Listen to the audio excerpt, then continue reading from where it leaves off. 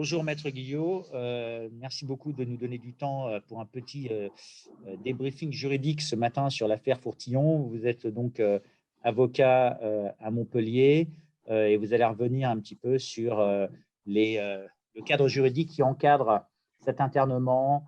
Peut-être que vous pourriez commencer par vous dire quelques mots de vous-même avant qu'on rentre dans le vif du sujet.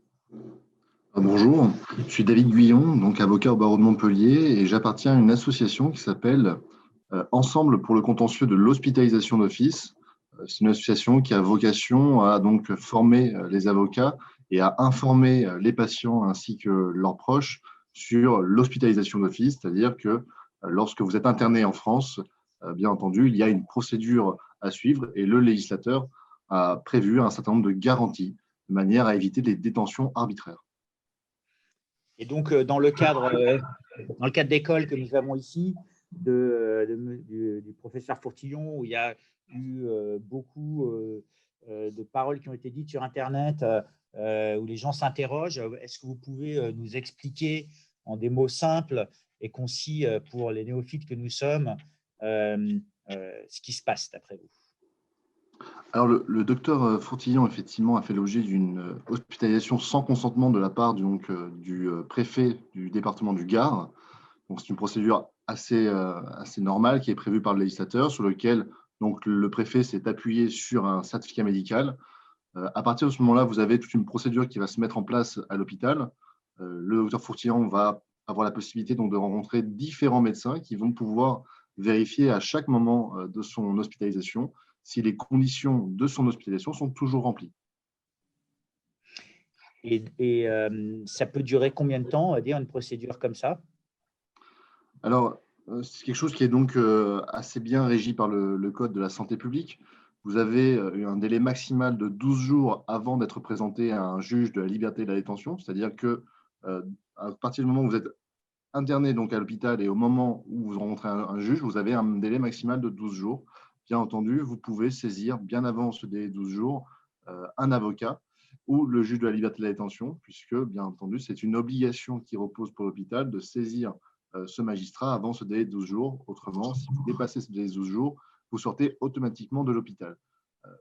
Au jour de l'audience, donc, avant ce délai de 12 jours, le juge va se prononcer pour vérifier que les conditions de l'hospitalisation sont toujours légalement remplies. Si c'est le cas, vous prolongez donc l'hospitalisation sur les recommandations du médecin, mais vous avez toujours, en qualité donc de patient, la possibilité de saisir ce même magistrat afin que l'on se prononce une nouvelle fois sur votre situation, puisque bien entendu, celle-ci va être amenée à évoluer. D'accord. Et votre association ou les membres de votre association, vous savez s'il y en a qui ont essayé de rentrer avec le docteur Fourtillon pour lui amener cet éclairage? Alors, je ne sais pas effectivement s'il y a eu un contact avec le docteur Fourtillon.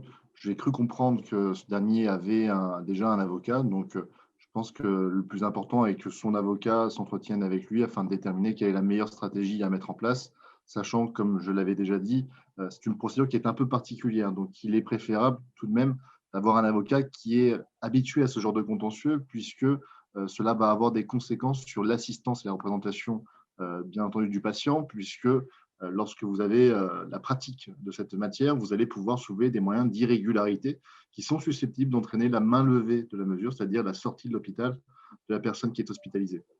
D'accord. Et merci beaucoup pour ça. Et on a vu qu'il y avait eu beaucoup de soutien, on va dire, de la part des citoyens français, certains qui sont allés devant l'hôpital, d'autres qui ont appelé l'hôpital ou envoyé des emails. Qu'est-ce que vous voudriez leur dire à ces personnes-là pour, on va dire, apaiser tout le monde? Alors, je pense que vous l'avez soulevé, hein, c'est très intéressant. Il ne faut pas avoir du conspirationnisme là où il n'y en a pas, c'est-à-dire que chaque jour, il y a des milliers de Français qui sont hospitalisés sans consentement, sans que cela offusque la population générale. L'hôpital est soumis à une procédure, et ce qui est important, c'est de laisser la justice et l'hôpital faire son travail, puisque il y a bien entendu des garanties qui sont fixées par le législateur afin d'éviter les détentions arbitraires. Donc, il faut simplement, je pense, revenir à un peu plus de raison et laisser faire donc la justice et l'hôpital. Bon, et donc, vous avez, de votre point de vue, vous n'avez pas noté d'irrégularité dans le cadre de la situation actuelle? Alors, je ne suis pas dans le dossier, il faudrait que je puisse avoir connaissance du dossier pour pouvoir déterminer s'il y a une irrégularité, par exemple, une irrégularité, ça pourrait être le même médecin qui intervient à différentes étapes de la procédure. Donc ça, bien sûr, c'est une irrégularité. Mais faut-il encore le savoir? Donc pour l'instant, je ne suis pas dans le dossier, je ne peux pas en dire davantage. Mais une chose est certaine, l'avocat qui sera en charge de ce dossier devra bien entendu vérifier que toute la légalité dans cette procédure a été respectée.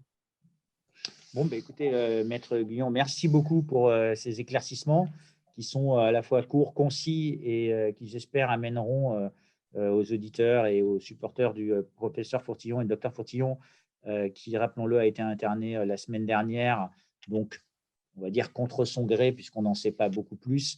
Vous nous avez amené cet éclairage, on vous remercie, on vous souhaite une bonne journée Merci à et vous. on espère qu'il vous entendra. Très bien, merci beaucoup. Bonne journée à vous. Bonne journée.